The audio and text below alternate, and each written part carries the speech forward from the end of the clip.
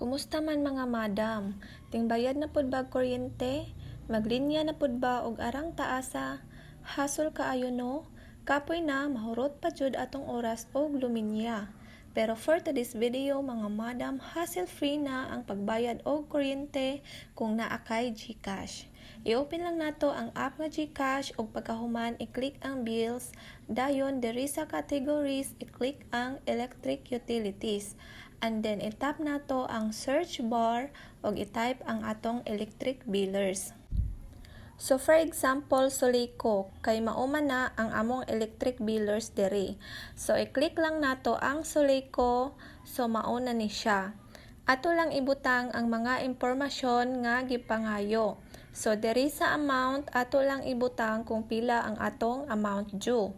Pero kung milapas na ta sa deadline of payment, ang total after grace period ang atong ibutang nga amount. So after ni ana atong i-enter ang 17-digit bill number. So diri sa atong resibo dinhi nato makita sa reference number ang 17-digit bill number. Apil ang dash ana mga madam sa 17 digit. Always maguna ang year, then month, and day. Kung kanus agi bill, then dash, then ang account number na. Example,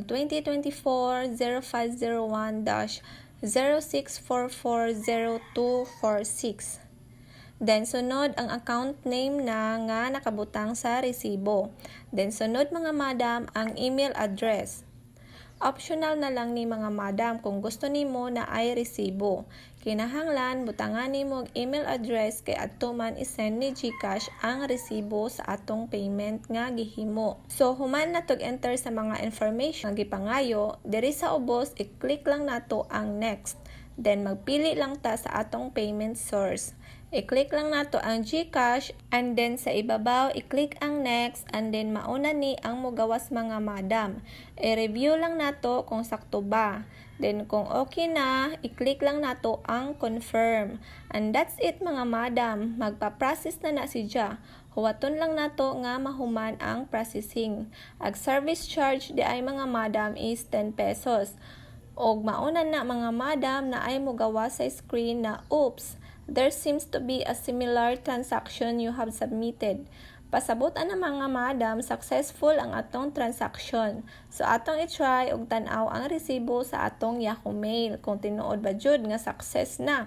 Open lang nato ang atong Yahoo Mail and then atong tan-awon sa inbox kung naabay GCash bills payment nga miabot.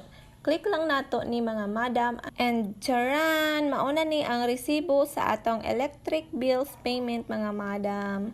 Og maura na mga madam. Sige, bye!